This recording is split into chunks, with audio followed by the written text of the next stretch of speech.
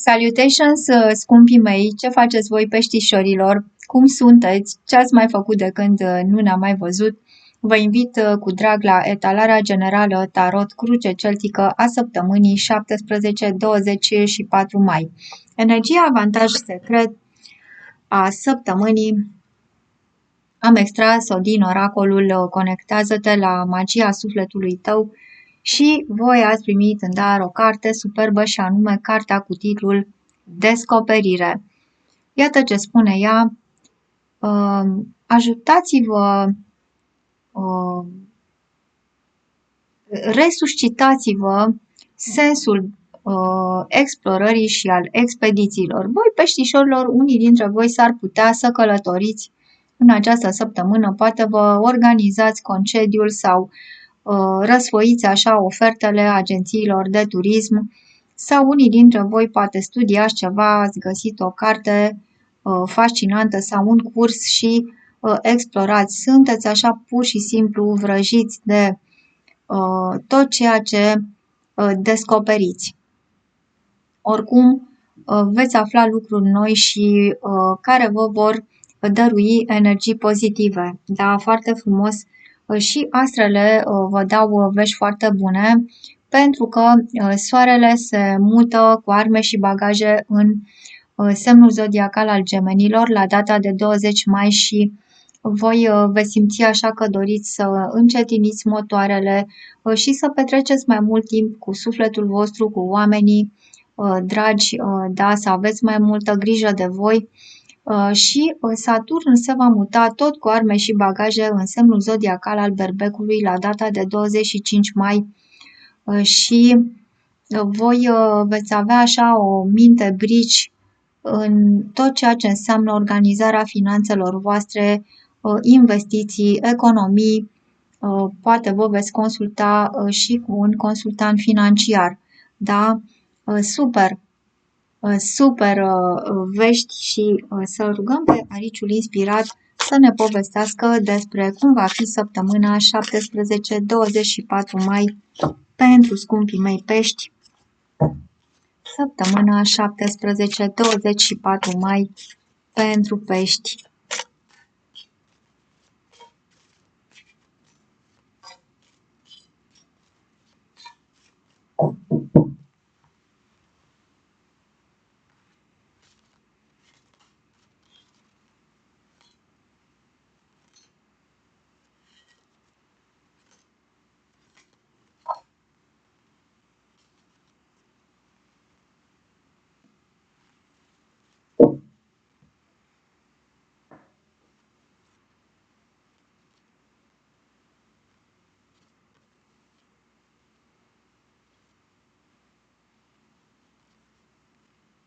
Wow, peștișorilor!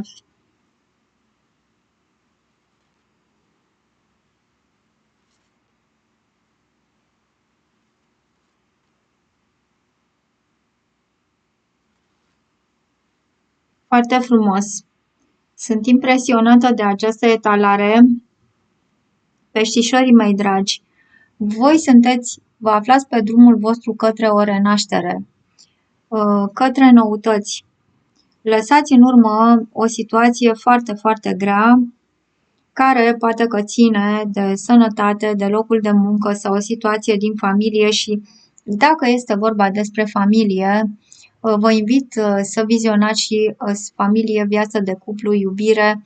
Vă invit să vizionați și etalările, o citire de iubire, etalările săptămânale și să combinați mesajele. Da? Voi vă reveniți aici și sunteți foarte, foarte puternici, da? Foarte susținuți divin. Aveți una, două, trei super cărți din Arcana Majoră, Judecata, Moartea și Steaua, da? Și Judecata. Foarte frumos, foarte profund.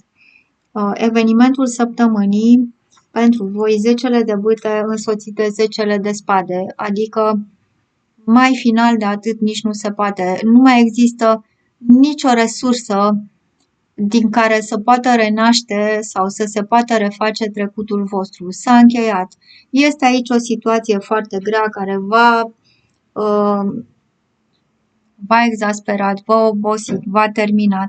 O situație împânzită cu trădători, dușmani periculoși, nu mai are nicio picătură de resursă această situație. S-a încheiat și voi primiți confirmarea acestui final și în subconștientul vostru voi vă simțiți foarte bine. Cu acest 9 de monede vă simțiți eliberați, independenți, pe picioarele voastre, simțiți așa că vă vine să cântați și că sunteți aproape de o altă împlinire și ceea ce știți cu siguranță judecata, da, este un eveniment karmic. Este un eveniment karmic care a clarificat, a împărțit și despărțit lucrurile într-o situație de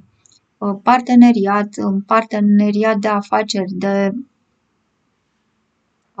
serviciu, de viață, da, în care poate că v-a judecat foarte mult sau o situație care ține de străinătate. Ce a fost în trecut moartea, da, mai clar de atât nici nu poate fi o moarte generatoare de final, o transformare. Viața voastră nu va mai arăta la fel de aici înainte. Începutul de săptămână vă aduce 7 de bâte.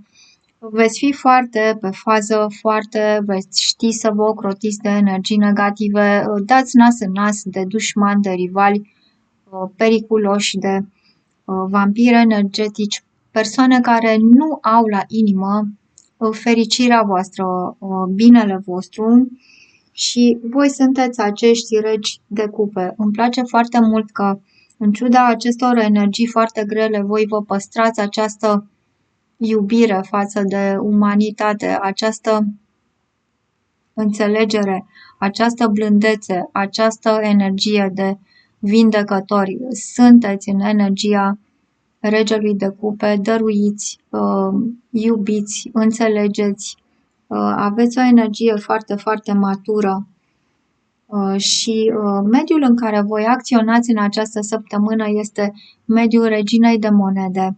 Este aici o ființă foarte grijulie, generoasă, bogată, care și ea dăruiește la rândul ei. Da? Probabil că de aici vine și liniștea voastră sufletească. Aveți pe cineva, o persoană care vă ajută și vă ocrotește foarte mult într-un mediu al 6-ului de spade. La ce vă gândiți voi la 6-le de spade, mediul este al reginei de monede. Voi vă gândiți într-adevăr să plecați, da? Părăsiți tot acest trecut îmbibat de aceste energii negative, de acest final, de acest trecut care și-a consumat absolut toate resursele și voi priviți spre zări senine. Vă gândiți la o desprindere, la o călătorie, la o relocare în altă țară, în alt oraș. Foarte bine, priviți înainte, da, peștișorilor, și finalul de săptămână vă aduce superb steaua. Speranțe, planuri, vă refaceți și fizic, vă întremați, primiți vești foarte bune. Fiți atenți și la ceea ce visați, da, peștișorilor, pentru că s-ar putea să primiți informații foarte importante și în vis, s-ar putea să aveți parte și de o întâlnire cu o persoană născută în semne de aer, vărsător, gemeni, balanță, dar nu este obligatoriu. S-ar putea să aveți în viața voastră persoane născute în semne de pământ, taur, fecioară, capricorn, în semne de apă, rac, scorpion sau pești. Dar aici vorbim despre energia pe care o are o persoană în momentul în care acționează în viața voastră. Vă invit să vă rugați la Sfântul Arhanghel Gabriel pentru că veți fi foarte, foarte ocrotiți și ghidați divin în această săptămână. Vreau clarificări la etalarea peștișorilor mei dragi. Primiți niște vești foarte bune, poate online, da, sau prin SMS la finalul săptămânii.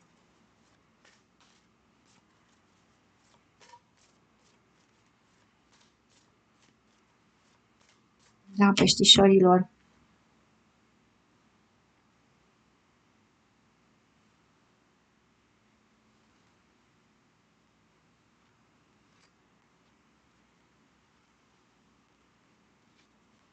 Da, voi aveți aici foarte multă susținere. Vreau doar să verific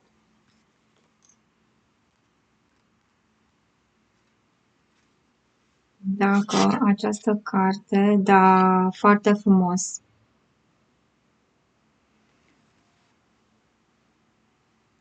Prima carte pe care ați primit-o, Regele de bâte cu extensie spre Magicianul. Voi aveți aici foarte multă susținere pentru a vă materializa un vis, pentru a vă împlini dorințele. Sunteți pe drumul cel bun și cu Regina de Spade,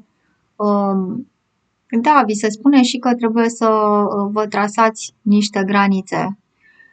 Și de asemenea, s-ar putea, dacă aveți un proces, să primiți un proces pe rol la tribunal, așa cum am spus, să primiți vești foarte bune, să primiți un verdict, o sentință, ceva care să vă elibereze de un context, să vă ajute să trasați o graniță. Cu doiul de bâte faceți niște pregătiri, însă veți mai avea de clarificat niște situații parteneriale, dar le veți clarifica.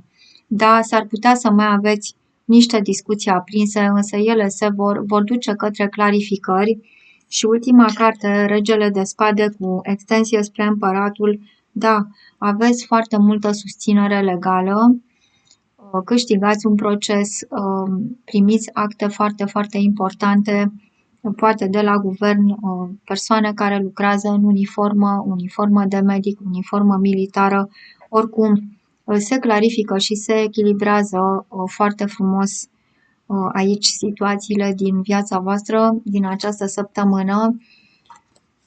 Vom vedea în săptămâna viitoare care vor fi evoluțiile.